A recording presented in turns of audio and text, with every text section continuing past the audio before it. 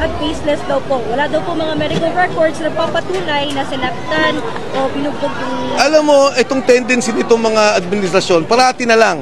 Si Secretary Yusek Claire Castro, nagsalita si Gutesa. Nung una, hanggang ngayon wala sinasabi Sergeant Gutesa na involved ang presidente.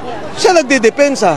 Hindi ko maintindihan bakit niya kailangan depensahan yun. Sabi ko, bakit kailangan sumagot ang spokesperson ng Office of the President nang hindi naman sila tinitira nitong... Magandang araw po sa inyo mga banateras. Ako po si Banat Girl. Ito po mga banateras, panoorin natin ito at sabay-sabay po tayong mag-react sa comment section. Alright, panoorin na po natin ito mga banateras. Mag-comment po kayo sa comment section at huwag po ninyong kalimutan mag-subscribe, i-like at i-share ang ating video.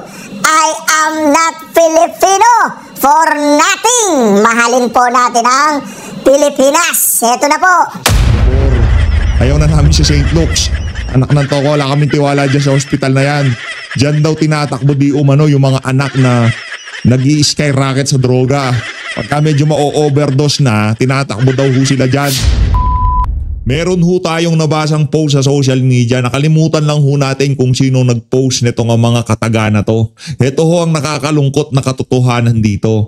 Yung ating presidenteng pinakamamahal na si dating Pangulong Rodrigo Duterte na galit sa mga adik, adik din ho pala ang makakadali sa kanya. Dito sa video na to, re-reactan ho natin itong napaka-OA na si Auntie Claire. Daig pa ho yung mga kamag-anak nitong si Marcos Jr. kung makapag-react doon sa mga sinabi nitong si Senator Amy Marcos. Palakpakan ho muna natin itong si Senator Amy. Mga kababayan, noon hong ginawan ho natin na reaction video, yung video na yon itong si Senator Amy Marcos na kung saan ilinahad ho niya yung pagiging bangag ng kanyang kapatid, hindi pa ho natin napanood, hindi ho natin alam kung anong sasabihin niya doon sa video na yon. Kaya ganun ho ang ating opening salvo doon sa ating video na yon. Pero bago ho dyan mga kababayan, huwag nyo hong kakalimutan isang like at isang subscribe. Masaya na ho tayo dyan, at sa mga gusto sumali sa ating community, yung join button nandyan lang ho sa baba. Pero no kasi mga nagko-komento na kesyo nagsalita na daw ho ng gano'n itong si Senator Amy, bakit galit pa rin daw ho tayo sa kanya? Hindi ho tayo galit sa kanya. Ika nga, di pa ho natin narinig. Noong umpisa ng video, syempre galit tayo dyan, anak ng tokwa, mangga yan Pero nung narinig ho natin yung kanyang mga sinabi, kahit pa paano, naibsyan ho yung galit natin dito kay Amy Mangga. Matagal na hong overdue. Ang mga litanya na yan itong si Amy Marcos. Matagal na hong panawagan niya ng sambayan ng Pilipino. Ngayon hong mga panahon na to, kahit papaano naibsan yung galit ng sambayanan dito kay Amy Marcos. Ayun na nga mga kababayan, umpisahan ho natin ang ating talakayan dito kay Auntie Claire na kung saan marami hong nakapuna sa social media dahil pagkatapos, disentimanong pagkatapos ng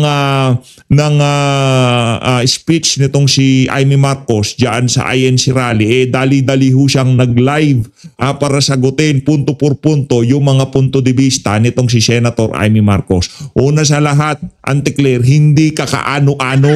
Bayad ka lang, kaya mo sinasabi yan. Pero ang totoo niyan mga kababayan, alam nitong si Senator Amy, magkasama hong lumaki ang dalawa na yan. Alam noon ni Amy Marcos kung ano ho yaang libangan ng ating presidenteng bangag nung kanilang kabataan. Ito na ho, si Auntie Claire. Pakinggan ho natin ang kanyang mga punto de vista. Game! Yes, hello everyone. Welcome back to my YouTube channel, Batas with Attorney Claire Castro. Batas with Attorney Claire. Kalma ka lang. Parang naririnig. Yan sinasabi ko sa'yo, kalmahan mo lang, mamaya sasalansanin ka nitong si Atty. Rowena.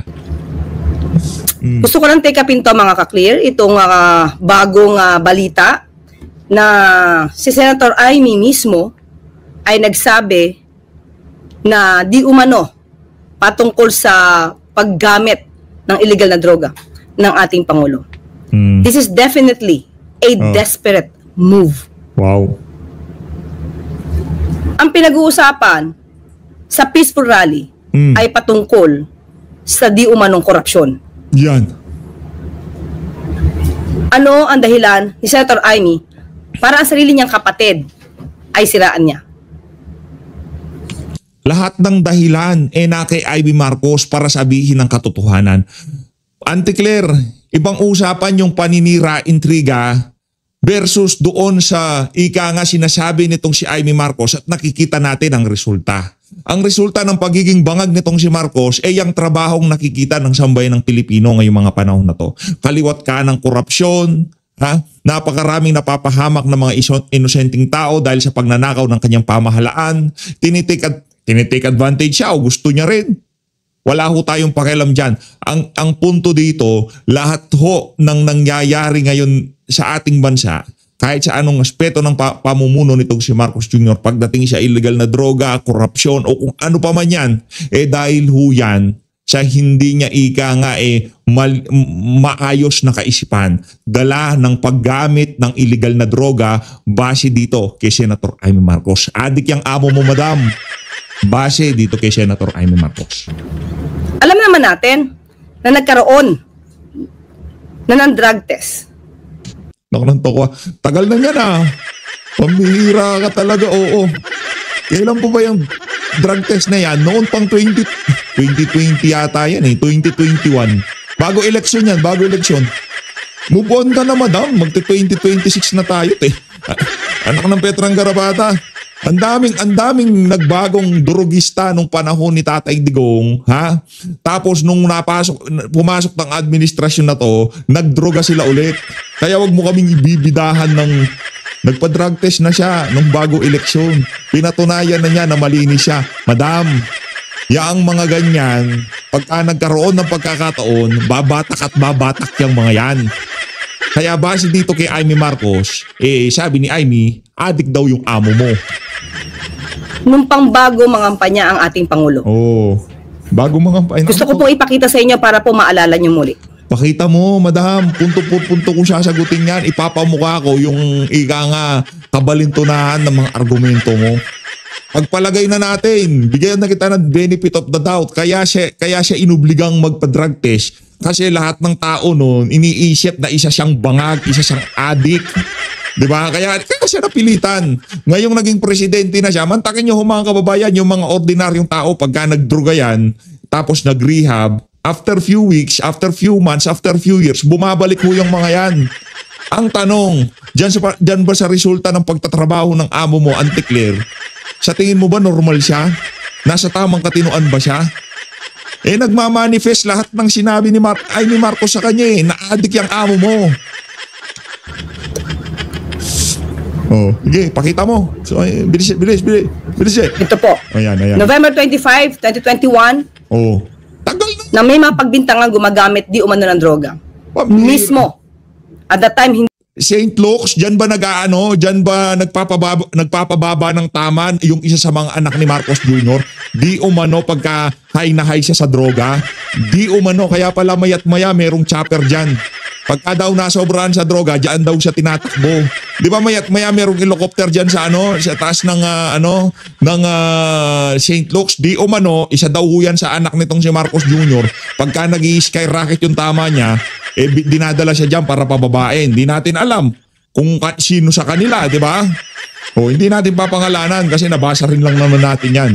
Kung di tayo nagkakamali, si Sir Jack ata nag-post niyan, no? Hindi pa po Pangulo. Si Pangulong Marcos Jr. Siya mismo ang nagboluntaryo para magpa-drug test. Naniwala ka naman. Ay sa bagay, noong mga panahon na yan, di ka pa naniniwala. Pero dahil napakarami mo ng pera na nanggaling sa administrasyon na to, lahat ng pagtatanggol, baka kahit sa impyerno, samahan mo yung mga yan, walang hiya ka. Anak ng toka, nagsusumigaw na. Diba? Eration, ang pangit nung salita na yon. Pero base dito sa ating nakikita na to, anak ng Petrang Garapata, ang dahilan lang naman kaya pinagtatanggol mo yan dahil sa pera, dahil sa pwesto. Masalimuot na lugar yon. Wala ho tayong pinagnanasahan na individual na mapunta doon. Kung maaari lang lahat ng tao mapunta sa langit. Diba? Pero hindi ho maaari yun. Meron at meron pupunta doon. Sino? Una na dyan, yung mga kurakot na politiko. Anak ng toko, araw-araw ho meron pinapatay na tao yung mga yan. Maniwala ho kayo. Ang korupsyon, yung mga murderer, isang araw, gumurgur yan, kulong yan, tapos ang usapan. Pero itong mga kurakot na politiko na to, araw-araw merong namamatay dahil sa kanilang pagnanakaw. Yung dapat na Pilipino na makainom ng gamot, yung mga dapat na pondo na pambili sa gamot, ninanakaw pa rin ho itong mga walang yung politiko na to. Yung mga kababayan natin na dapat nasasalba pagka panahon ng kalamidad, hindi ho sila nasasalba dahil sa pagnanakaw nitong mga politiko na to. Ngayon kung tayo ho ika nga nasusuklam sa ginagawa ng mga mamamatay tao, gumugurgur ika nga, kumikitil ng buhay, mas worse ho itong mga politiko na to. Dahil sa ginagawa ho nilang ika nga talagang kasakiman sa ating bansa. At sinasabi po sa drug test na to ay negative. Yung mga kasama niya dyan, hindi anak ng toka. Sige nga, kung talagang malinis siya, punta siya ng Singapore ngayon, doon siya magpa-drug test. Anak ng toka. Ibo. Nga pala, kung hindi naman pala totoo yung sinasabi ni Amy, bakit aligaga kang magpaliwanag? Kung ako sa iyo, ikaw magpunta dyan sa St. Luke's, magpa-drug test ka din. So pinakita po dito na negatibo. At mismo, pakita ko po muli sa inyo. Ito.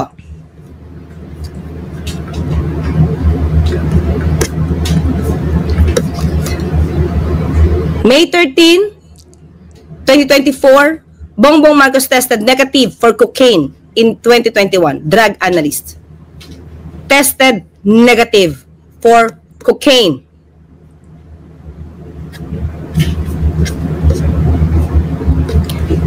President Ferdinand Marcos Jr. did...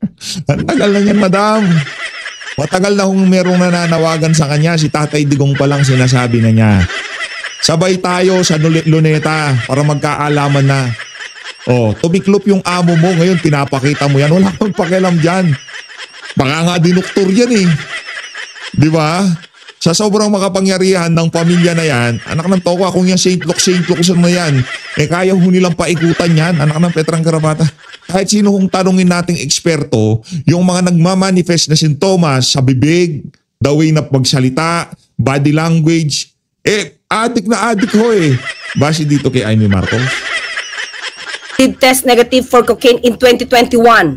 Ngayon ho, hindi na pulburon ang sasabihin natin dito. Kasi base dito kay Amy Marcos, adik yung kapatid niya. Di umano ang kanyang almusal, almusal mo marijuana. Talagang masisira ulo mo. Hindi na recreational yon. Meron nung recreational sa ibang bansa, yung tipong parang inuman sa kanila, yung tipong gano'n. Hindi yung ginagawang almusal, anak ng tao, pagbukas ng mata mo. Mary Jane ang hinahanap mo.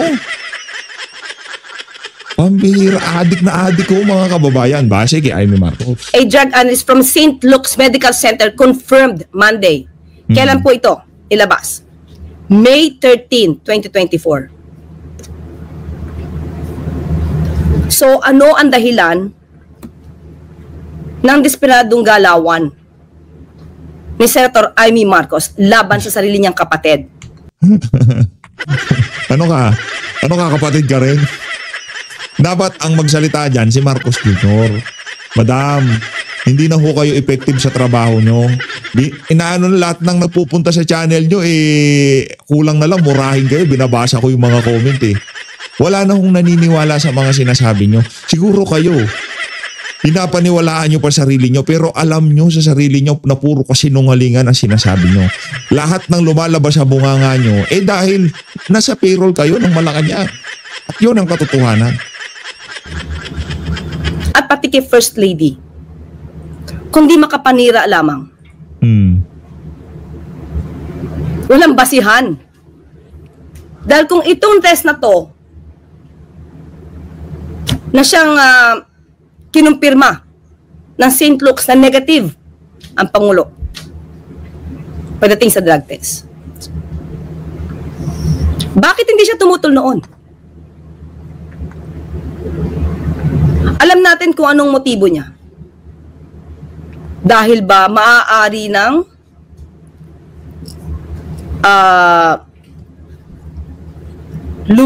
lumarga ang pag-iimbestiga tungkol sa korupsyon at maaaring tamaan na ang kanyang mga kaalyado.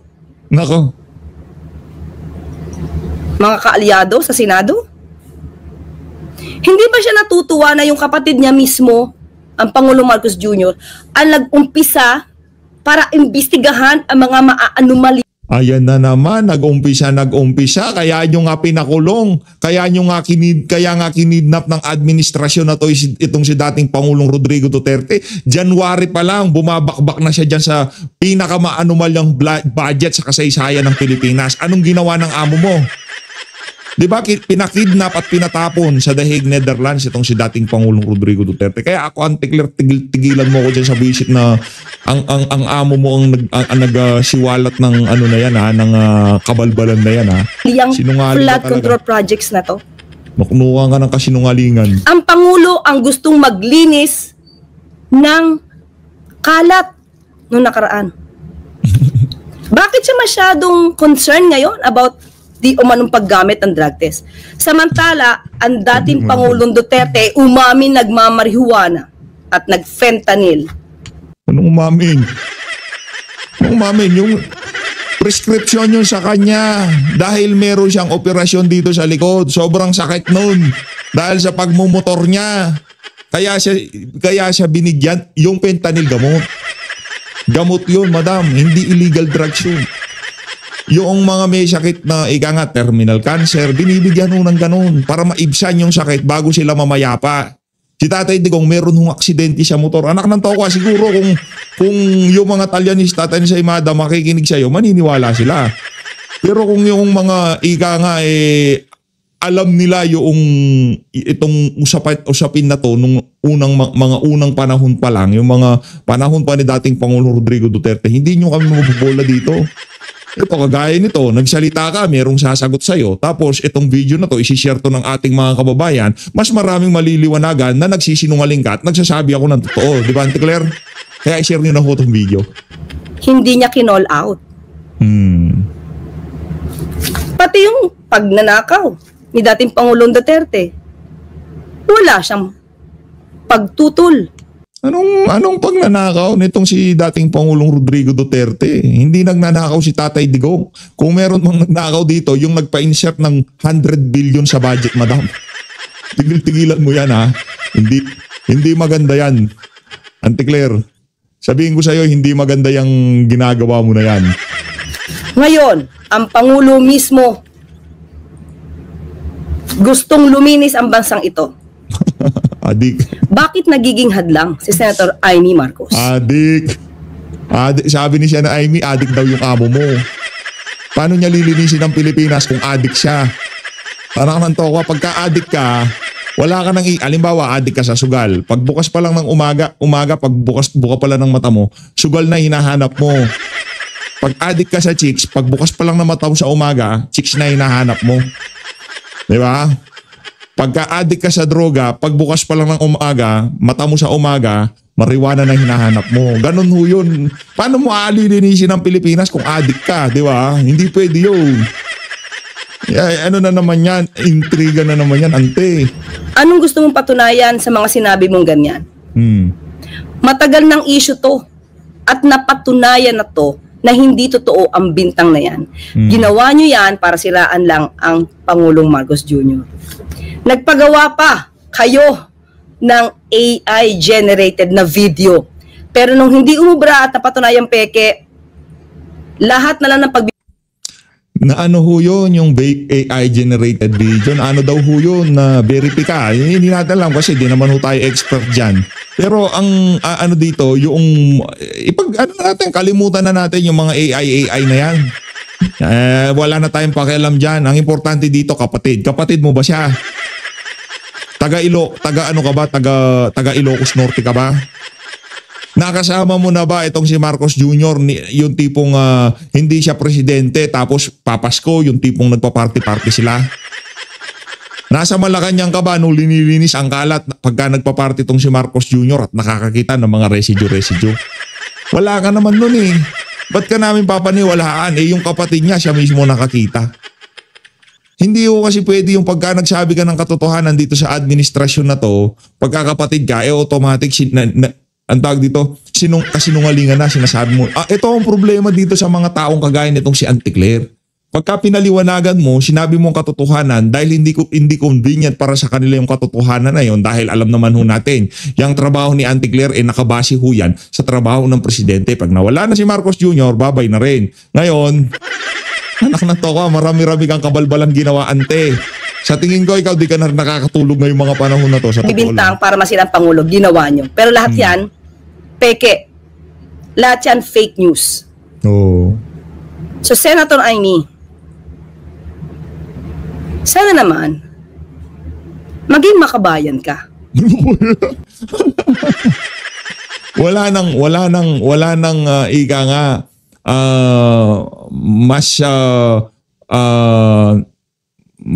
wala nang mas makabayan kay Amy Marcos. Ngayong oras na to ngayong oras lang na to. Ngayong ano na to, ngayong anong tawag dito, itong sitwasyon lang na to, hindi no mga nakalipas na panahon, baka sabihin niyo naman, di ba? Ngayong oras lang na to, ngayong pagkakataon lang na to, wala nang mas makabayan pa kay Amy Marcos, yan ang sinasabi ko. Bakit? Kapatid niya ho yun. Pagka sinasabi niya, huwag niyong hintayin na baratan ko ang kapatid ko. Diba? Lagi niya hong sinasabi yun. Kasi mabigat ho talaga yung task na pilit nating inaatang sa kanyang balikat. Pero dapat ho niyang panindigan yung kailangan niyang tayuan yung mga bagay-bagay na yun. Kasi bakit? Siya ho ang bumuo sa unit team. Siya ho ang nanligaw kay VP Sara para makitandem dito sa bangag, dito sa adik na presidente na to, base sa kanya. Diba? Siya ho ang kumumbinse dito kay VP Sara. Kaya kung itong si Senator Amy Marcos, siya ang ika nga tatapos sa kasamaan, sa kaadikan ng kanyang kapatid na ngayong mga panahon na to, dapat niya hong gawin yun. At dahil doon, dito sa pagkakataon na to, dito sa oras na to, dito sa sitwasyon na to, wala nang mas makabayan pa kaysa dito kay Amy Marcos Manga. Doon sa rally pero iba ho yung ika nga overall na pagiging makabayan dito sa era na to. Wala nang mas titindi diyan kung hindi itong si dating Pangulong Rodrigo Duterte, palakpakan. Wala nang mas titindi diyan. Wala nang mas titindi diyan kay Tatay Digong, anak ng toka. Ang binanggaho niyan mga oligarko. Para mailagay sa tama. Binanggaho niyan mga sindikato sa droga para maligtas ang ating mga kabataan. Wala nang mas magiging makabayan pa na kahit alam niya na magkakaproblema siya para sa kapakanan ng susunod na henerasyon, ginawa ho niya yung mga dapat gawin bilang presidente. Yun ho si dating Pangulong Rodrigo Duterte. Palakpakan ho natin itong si Tatay Digong. Wala nang mas malalampas pa sa magiging makabayan dito sa era na to kay dating Pangulong Rodrigo Duterte. Tumulong ka po sa pagpapaimbestigang ginagawa ng sarili niyong kapatid. Tuligsain na lahat ang mga korap. Dick. Huwag niyo pong kampihan. Dick. Huwag niyong itago. Dick. Hayaan natin magtrabaho ang Pangulong Marcos Jr. para masawata lahat itong korupsyon na to. Dick. Napanood niyo na po ba yung sinabi niya? Mga napanood na. Magti 300,000 views na sa akin. Kung na lang ata hindi nakapanood, panoorin mo. Ito po, papakita ko po sa inyo. I-share ko po. At Sige. isahin natin kung Namnamin natin Mamaya ako naman may papanood ako sa'yo. Okay lang. Sige, papanoorin ko yan. Pero panoorin mo rin yung papapanood ko sa'yo Walang yaka. Ano siya kadesperada. Grabe, nakaka 22 minutes na ho pala tayo. Ilang minutes ba ito? Anak ng toko, 8 minutes lang to Nakaka 20 minutes na tayo. Ibig sabihin, marami pa akong sinabi kaysa sa'yo. Walang yaka, ante Batid ko na nagdadrag siya! Nako! Diba? Batid mo? Samantalang nandiyan ang test ng St. Luke, sinabing hindi. Hindi. Luma na yan. Punta tayo sa Singapore. Ayaw na namin sa St. Luke's. Anak ng toko, wala kaming tiwala dyan sa hospital na yan. Dyan daw tinatakbo di umano yung mga anak na nag-i-skyrocket sa droga. Pagka medyo ma-overdose na, tinatakbo daw ho sila dyan. So muli mga ka-clear, alam nyo yan.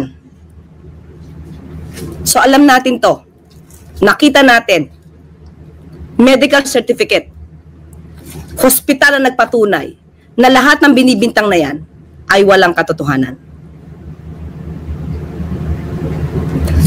Muli, alam na natin kung saan gumagawi ang isang Senator Amy Marcos.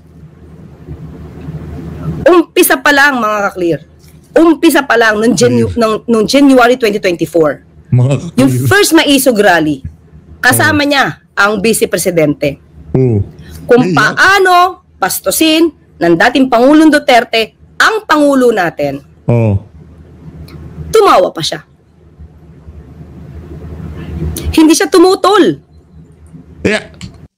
Alam niyang adik yung amo mo eh. Paano siya tututol? Adik nga yan. Ano to? Wala siyang naramdaman na hinanakit para sa kapatid niya.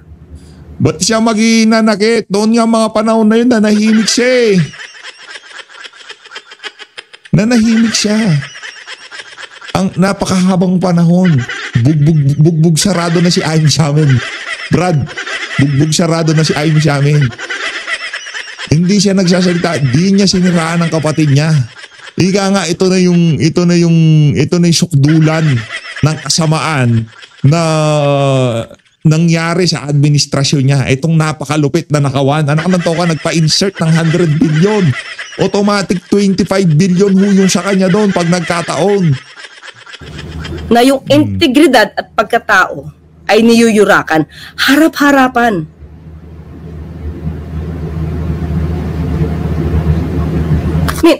Ito na lang mga ka-clear.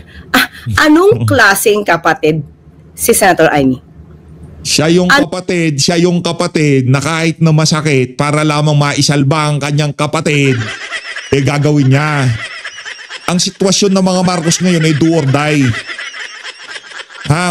Wala ho silang, si Marcos Jr., wala ho siyang exit dito sa isa na to. Alam mo yan, ante, matatapos siya sa ayaw sa gusto niya. Merong nakaabang na saldi ko sa kanya. Merong nakaabang na korupsyon sa administrasyon. Wala siyang lusot dito sa isa na to. Ano yung pinakaika nga? Harmonious, peaceful, o kahit pa paano, meron dignidad na exit. Yung ginagawa na yan ni Amy, anak ng tokwa, kung sakali mag-resign ngayon si Marcos Jr., sa ayaw sa gusto niya, mananagot siya. Una sa lahat, yung ginawa niya kay dating Pangulong Rodrigo Duterte, yung pagkidnap na ginawa ng adik na presidente mo, ante. Pagbabayaran niya yon sa ayaw sa gusto niya. Nakuha mo ba na di ba nagsisik-in sa utak nyo yung ginawang pagkidnap ng adik mong presidente kay Tatay Digong, bahalang araw pagbabayaran niya yun. Hindi mapipigilan yun sa ayaw sa gusto niya, dadating yung oras na yun. Kuha mo. Kung hindi mo kuha, baka nakikijamming ka na rin sa kanila. Nag-aalmusal ka ba sa Malacanang? Ang tanong. Anong klaseng Pilipino si Senator Amy? Makabayan. Kasi mas iga nga na naig ang pagiging makabayan kaysa doon sa adik niyang kapatid. Base sa kanya. Adik. Oh, nawalan ka ng boses. Adik. Kung totoong makapilipino ka at totoong makabayan ka, Senator Amy, tumulong ka sa pag-iimbestiga. Dapat na ma-pinpoint, dapat maituro kung sino talaga ang sangkot sa korupsyon. Huwag mong sirain ang kapatid mo. Hindi ito ang issue ngayon. Matagal ng issue to, pero since wala kayong makita sa Pangulo na anumang issue ng korupsyon,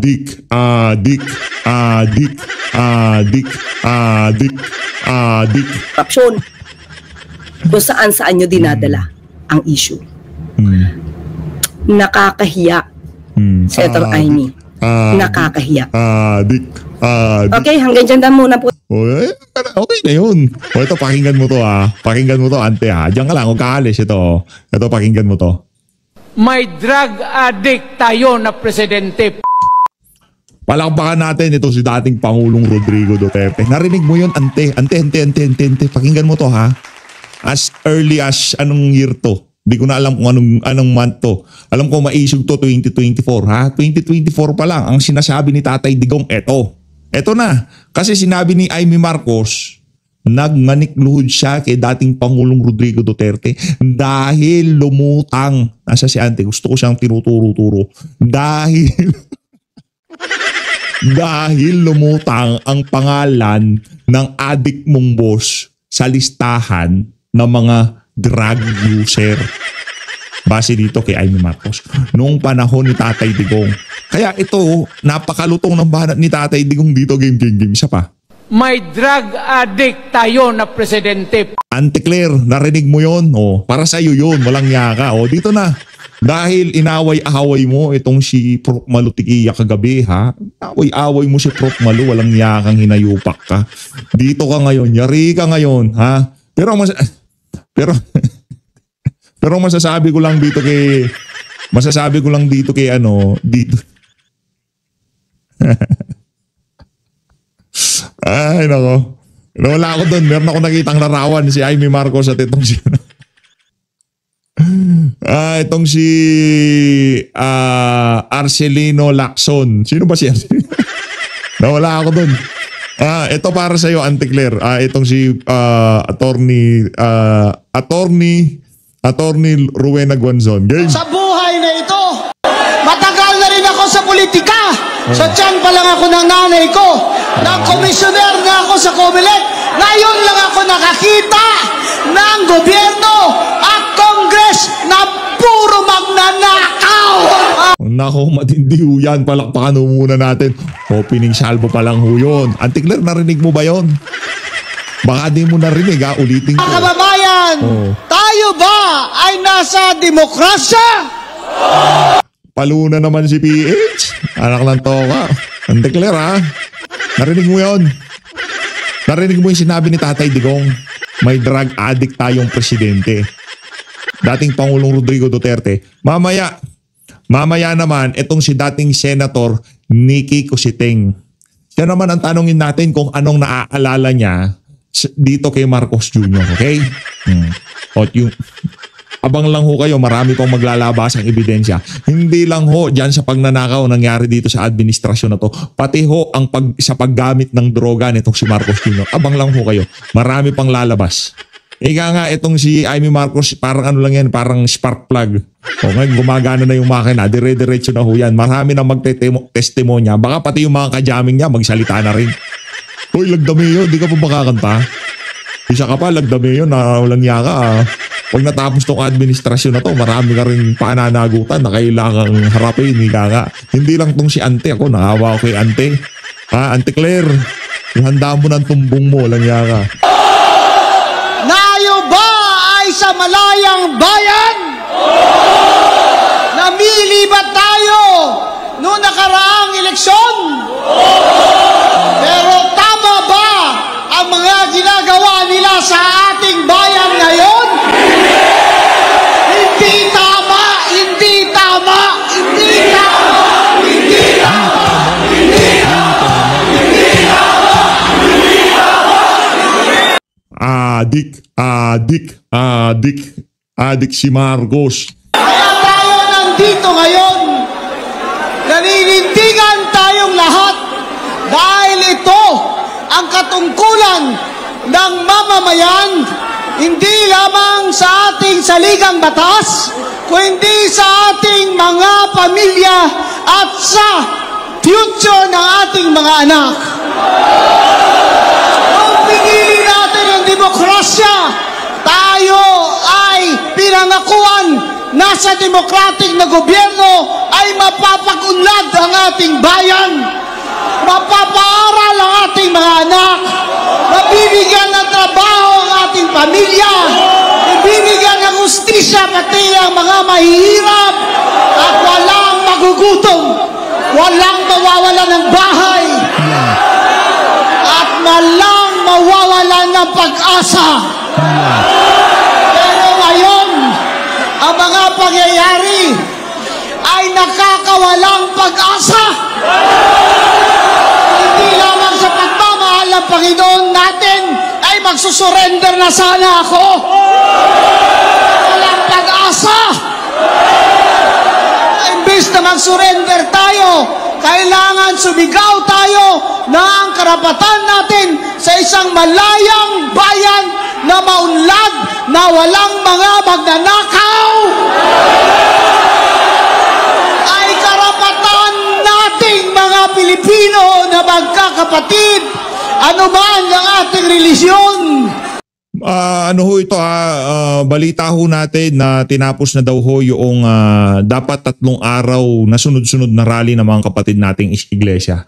Gusto ko ho munang magbigay pugay ha. Ano to, sa mga susunod na video, magbibigay pugay ho tayo dyan sa kadakilaan, dyan sa kahusayan, dyan sa pinakitang pagmamahal ng Iglesia ni Cristo sa sambayan ng Pilipino. 10 ng mga subscriber dito sa PH Update, mga kasama natin. Tayo ho nagbibigay pugay, nagpapasalamat sa ipinakitang effort, ipinakitang solidarity, pinakitang pagmamahal sa bayan ng ating mga kababayang INC. Palakpakan ho natin. Ibang klase. Solid yung mga kababayan nating INC. Etong religious group na to, isa ho sila sa mga talagang pagka-usaping lipunan. Kasi alam ho nila pati karamihan ng mga miyembro ho nila maaapektuhan ng mga kabalbalang nangyayari dito sa bansa na to. Diyan sa pagtayo ho nila na yan, yung respeto, yung ika nga, taas ng respeto ho natin dyan sa religious group na yan. Ibang klase. Hindi ho tayo kaanib. Hindi ho tayo kaanib ng Iglesia ni Cristo. Hindi ho tayo kasali. Okay? Pero yung ating nakita sa kanilang sa pagmamahal sa bayan, pinakitang prinsipyo, ibang klase ho. Ibang klase ho. Saludo. At syempre, hindi ho natin pwedeng kalimutan yaang mga kababayan nating miyembro ng KOJC. Natatapusin itong 3 araw na rally na to. Nadyan naman ho sila sa, kung di ho tayo nagkakamali, EDSA People Power Monument. Saludo, palakpakan din ho natin.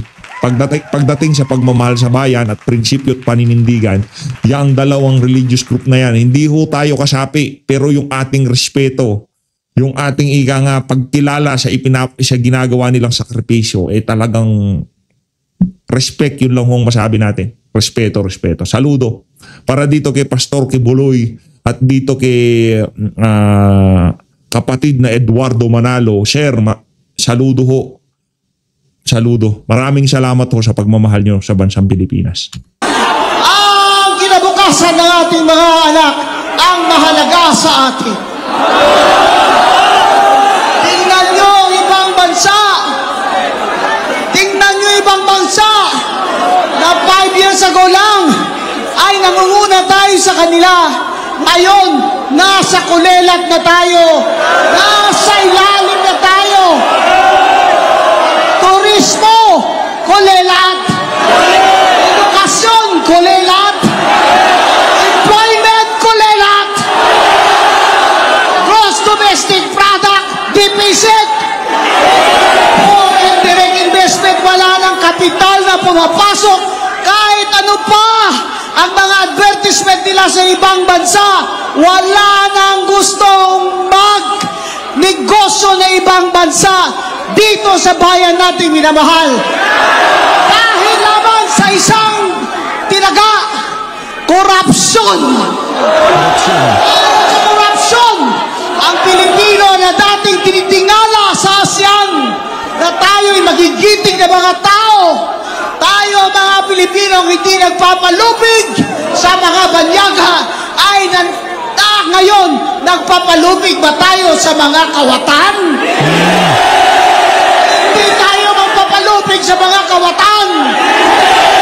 Kaya tayo nag-rally ngayon para marinig nila tayo na hindi nyo pwedeng gawin ito sa amin na walang mananagot. Kailangan may mananagot. Kung sino man ang puno nito, kailangan siya'y managot.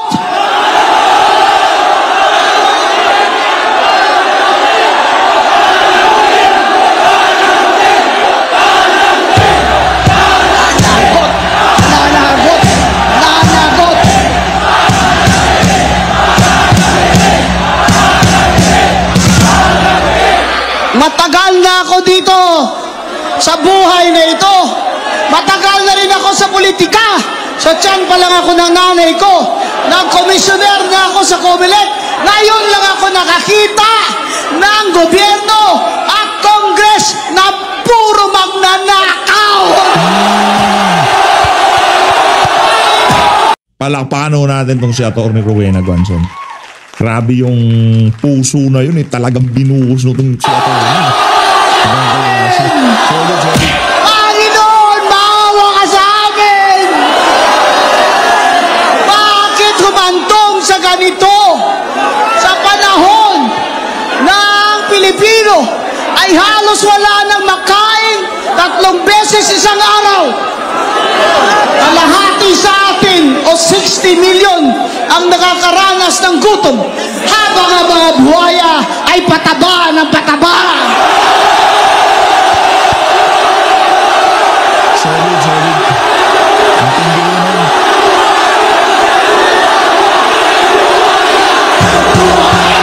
Buhaya!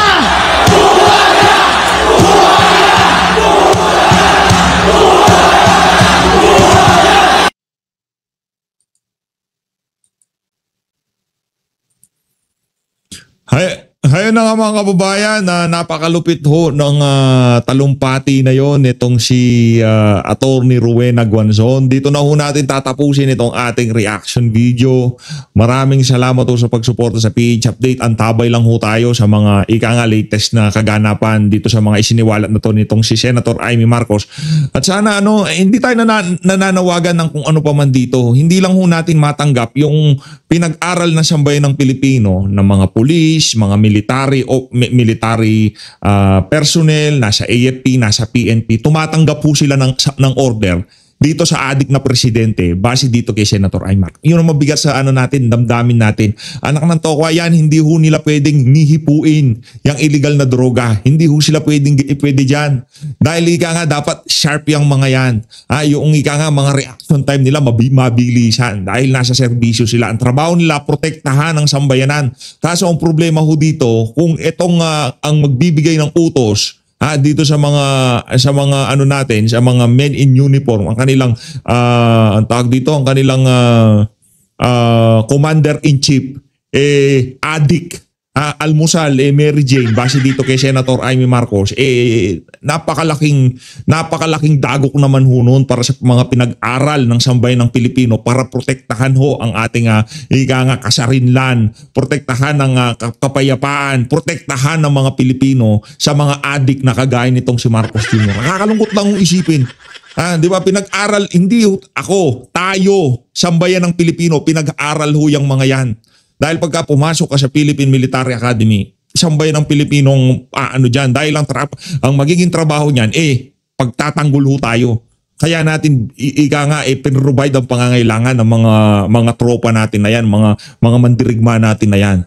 Para protektahan ang sambayan ng Pilipino. Protektahan yung mga Pilipino na nagbigay ng kapangyarihan dyan sa saligang batas na yan. Sino bang...